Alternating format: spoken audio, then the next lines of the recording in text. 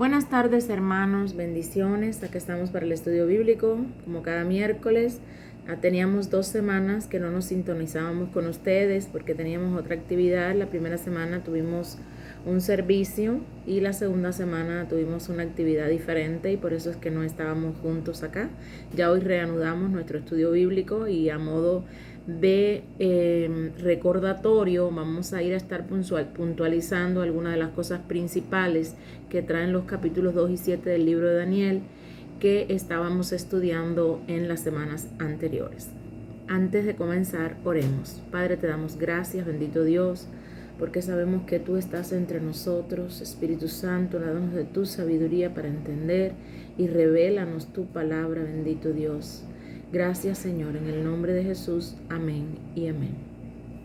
Bueno, si pudiéramos comenzar con una pregunta. ¿Cuál es el tema principal del capítulo 7 del libro de Daniel? Y la respuesta sería hablarnos o llevarnos al conocimiento acerca del anticristo. Y no podemos olvidarnos que su reino tiene 10 cuernos que surgen del cuarto reino y que él no sería nada sin este reino. Aquí se mencionan también otros reinos que le preceden, a fin, es decir, que estuvieron antes que él, a fin de darle el marco necesario para identificar específicamente de qué reino se trata. Amén. Y en la cabeza de la cuarta bestia, como vimos anteriormente, habían 10 cuernos. Y hacemos memoria de la imagen de Daniel, capítulo 2. Esta tenía 10 dedos, que se deduce que se correspondan con los 10 cuernos, y los 10 dedos simbolizan los 10 reinos. Es decir, también aparecen 10 cuernos en la cabeza de una en la cabeza de una horrible bestia en el capítulo 17 del libro de Apocalipsis, que nos dice que en la misma cabeza de una horrible bestia de 7 cabezas aparece en el capítulo 17, y les leo textualmente lo que dice Apocalipsis 17 del 12 al 13. Dice: y los 10 cuernos que has visto son 10 reyes que aún no han recibido reino, pero por una hora recibirán autoridad como reyes juntamente con la bestia. Estos tienen un mismo propósito y entregarán su poder y su autoridad a la bestia. Es decir, hermanos, que allí también en el capítulo 17 de Apocalipsis se dice que esos cuernos, esos 10 cuernos, son 10 reyes y que entregarán su poder al anticristo y colaborarán y trabajarán con él y para él. Por lo tanto, si son los mismos 10 reinos, estos 10 cuernos de la horrible bestia son 10 reyes o 10 reinos, los mismos que vimos anteriormente. Amén. Es decir, que están estrechamente ligados al imperio del anticristo en el tiempo del fin. Y así como Daniel 2, estos 10 cuernos son 10 reinos, es algo como que te enreda, pero no. Porque cuando estudias detalladamente, como hicimos nosotros, cuáles fueron los elementos del capítulo 2 que tratan el capítulo 2 y en el capítulo 7 del libro de Daniel, nos vamos a dar cuenta de que en realidad nos está hablando del mismo asunto. Es decir, que así como Daniel 2, estos 10 cuernos son 10 reinos, que tienen sus raíces en el antiguo imperio romano, una porción considerable de la Europa actual en el Medio Oriente y un poco al norte de África. Todo esto formó parte del antiguo imperio romano. Por tanto, los capítulos 2 y el capítulo 7 del libro de Daniel permiten deducir de manera bastante convincente de que estos 10 reyes o reinos tienen sus raíces y son ramificaciones del antiguo imperio romano. Amén. Es decir, que tenemos que tener en cuenta esto y que eso se corresponde con el libro de Apocalipsis en el capítulo 17, los versículos, les digo nuevamente, del 12 al 13. Amén. Es decir, hermanos, que vamos a estar estudiando, por lo menos en estos momentos, vamos a estar estudiando la interpretación tradicional y prevalente de de estos capítulos 2 y 7 del libro de Daniel y de este versículo de Apocalipsis. Es decir, la interpretación tradicional y prevalente que esta liga las 10 naciones con que vendrán estas 10 naciones del antiguo imperio romano. Muchas predicciones de la Biblia no tienen sentido hasta que los sucesos ocurren, y entonces cuando recordaremos estos sucesos, y esto estimulará la fe en cada una de las cosas que nos dicen. Entonces no estamos tratando aquí, que quede claro, de identificar quién es el anticristo. No estamos tratando de ver de qué nación es que provee. No es lo que actualmente sabemos, por lo que no podemos estar especulando acerca de esto. Amén. Pero cuando llegue la hora no habrá necesidad de especular ni nada de esto. ¿Por qué? Porque sabemos por lo menos exactamente de dónde es que va a venir cuando llegue ese momento. Amén. Es decir, que lo único que sabemos es que ciertas naciones que alguna vez formaron parte del Imperio Romano se unirán al anticristo, como explica el capítulo 17 de Apocalipsis. Amén. Es decir, hasta que él a su vez sea quitado de en medio, y entonces se manifestará aquel inicuo a quien el Señor matará con el espíritu de su boca y destruirá con el resplandor de su venida. Inicuo, cuyo advenimiento es por obra de Satanás, con gran poder, señales y prodigios mentirosos, y con todo engaño de iniquidad, para que los que se pierdan por cuanto no recibieron el amor de la verdad para ser salvos. Y esto lo dice 2 Tesalonicenses capítulo 2 versículo del 1 al 10. Es decir, parece que en estos versículos ya Pablo está describiendo en un lenguaje directo lo que Daniel y Apocalipsis describe de una manera simbólica, es decir, el último tipo de poder mundial que será destruido con la venida de Cristo.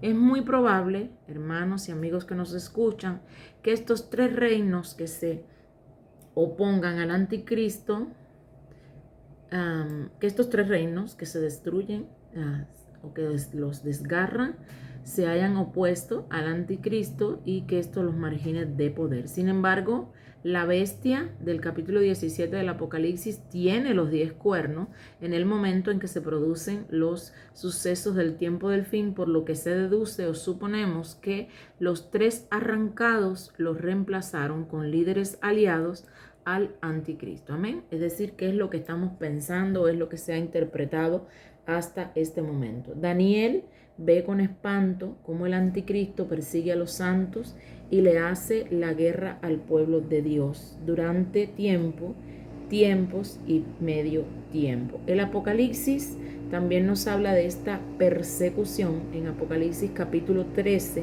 versículos 5 y 7. Dice: 42 meses, que equivalen a 3 años y medio. Por consiguiente, puede deducirse que el tiempo y medio equivale a 3 años y medio. El Señor no podía ser más específico acerca de la duración de este período que conocemos como la Gran Tribulación, la mitad del reinado del anticristo que precede inmediatamente a la segunda venida de Jesús. Y la razón principal es para que los hijos de Dios que estén viviendo allí en aquel momento sepan que esto solo va a durar 3 años y medio y no más, que va a ser una época que no va a ser una época placentera, va a ser una época bien difícil. Y esto es un mensaje que posteriormente un ángel le dice a Daniel que será un tiempo de angustia, cual nunca fue desde que hubo gente hasta entonces. Daniel capítulo 12, versículo 1 dice: en aquel tiempo se levantará Miguel, el gran príncipe que está de parte de los hijos de tu pueblo, y será tiempo de angustia, cual nunca fue desde que hubo gente hasta entonces, pero en aquel tiempo será libertado tu pueblo y todos los que se hayan escrito en el libro. Marcos capítulo 13 y versículo 20 dice: y si el Señor no hubiese acortado aquellos días, nadie sería salvo, mas por causa de los escogidos es que Él acortó estos días. Daniel capítulo 12 versículo 7 nos dice: y oí al varón vestido de lino que estaba sobre las aguas del río, el cual alzó su diestra y su siniestra al cielo y juró por el que vive por los siglos, de los siglos, que será por tiempos, la mitad de un tiempo. Y cuando se acabe la dispersión del poder del pueblo santo, todas estas cosas serán cumplidas. Este hombre tiene agenda, es decir, el anticristo tiene una agenda, tiene un propósito, tiene objetivos. Él odia al pueblo de Dios y va a cambiar las leyes de la humanidad en un intento por sacar a Dios fuera del gobierno del sueño ateo. Es decir, él va a tratar de sacar a Dios y de cumplir el sueño de los ateos. Parecerá por un tiempo que esto se va a hacer realidad. También será ilegal adorar a Dios y al Cordero de Dios, Jesucristo. Aquellos que traten de adorarlo serán perseguidos sin piedad. Él no se va a presentar ante el mundo como buenos días, pueblo, yo soy el anticristo. No, él va a ser sutil en un principio. En realidad el anticristo irá en contra de Cristo, pero también lo va a imitar. Va a ser un lobo con piel de cordero. Amén. No solo le va a hacer la guerra, sino que Daniel le da la impresión que le gana la guerra, imponiéndose sobre el pueblo de Dios. No dice que lo vaya a destruir por completo, sino que lo dispersa de manera que ya no puede tener tanto poder e influencia en el mundo y en la política. La bestia va a vencer a la iglesia en lo que a su poder temporal se refiere. Edificios, organizaciones y dinero, muchos sufrirán como mártires, según los versículos 21 y 25. No va a poder destruir a todo el pueblo santo, pues en los versículos 18, 22 y 27 se menciona que los santos recibirán y poseerán el reino, y este les será entregado a ellos, pero intentará alterar los tiempos y la ley. Los dictadores siempre promulgan leyes para reforzar su poder y reprimir a los oponentes. Por un tiempo, hermanos, parecerá casi imposible poder detener el avance arrasador del anticristo en la escena mundial, pero solo va a ser una ilusión, pues Dios lo tiene siempre a la mira y solo le permitirá llegar hasta cierto punto en el mundo, porque sabemos que solamente va a durar tiempos y tiempo y medio. Amén. En resumen, la cuarta bestia tiene 3 etapas y ya estamos puntualizando. La primera simboliza el antiguo imperio romano, que de acuerdo a la historia secular conquistó el imperio griego. La segunda describe los 10 cuernos, que son reyes o naciones del tiempo del fin, que crecen de la cabeza de la cuarta bestia y que cooperarán y entregarán su poder al anticristo. Por último, la tercera etapa es el cuerno pequeño que sale de dentro de ellos y forma el gobierno mundial, porque creen que Dios habría de dedicarle casi 2 libros enteros, Daniel y Revelación, además de multitud de profecías de la Biblia, a estos pocos años del tiempo del fin. ¿No les parece que Él quiere que no estemos engañados como el resto del mundo? ¿Ustedes creen que que esta espera que tenemos hasta este momento vale la pena prepararnos? ¿Nos vamos a alistar? Ahora, tenemos el final feliz de la visión. Daniel capítulo 7, versículo 9 dice: estuve mirando hasta que fueron puestos tronos, y se sentó un anciano de días, cuyo vestido era blanco como la nieve, y el pelo de su cabeza como lana limpia, su rostro llama de fuego, y las ruedas del mismo fuego ardiente. Daniel 7:10: un río de fuego procedía y salía de delante de él, millares de millares le servían, y millones de millones asistían delante de él. El juez se sentó y los libros fueron abiertos. Cuando Daniel observa las bestias, ve un salón con un trono. Tenemos que observar que las bestias de Daniel, cuando Daniel ve las bestias, ve un recinto y ve a un trono, a Dios, el anciano de días, sentado y rodeado por una innumerable multitud. El anciano con vestiduras blancas y resplandecientes, con un cabello completamente blanco, es una de las pocas descripciones que se hacen a Dios en toda la Biblia. Ahora, si multiplicamos 10,000 por 10,000, es decir, la cantidad con la que describió Daniel la multitud presente ante Dios en el versículo 10, vemos que son 100 millones. La muchedumbre que había en el recinto del trono era inmensísima, frente al trono del juez era inmensísima. El apóstol Juan en Apocalipsis también tuvo una visión similar. Apocalipsis capítulo 7, versículo 9 dice: miré y he aquí una gran multitud, la cual nadie podía contar, de todas las naciones, tribus y pueblos y lenguas, que estaban delante del trono y en la presencia del Cordero, vestidos de ropa blanca. Daniel capítulo 7, versículo 12 nos dice: habían también quitado a las otras bestias su dominio, es decir, su soberanía o poder independiente, pero les había sido prolongada la vida hasta cierto tiempo. Durante el milenio todavía habrá naciones sobre la tierra, pero les había sido prolongada la vida, como dice. Se les va a quitar su autonomía y Dios con Jesucristo y los santos serán sus gobernantes y sus reyes. Todavía habrá naciones. Veamos los versículos 14, 22 y 27 de Daniel. Daniel 7:13 dice: miraba yo en la visión de la noche y he aquí con las nubes del cielo venía uno como un hijo del hombre, que vino hasta el anciano de días y le hicieron acercarse delante de él. Siempre se aparece en las nubes. Se fue en las nubes, viene sobre las nubes, siempre asociado con las nubes.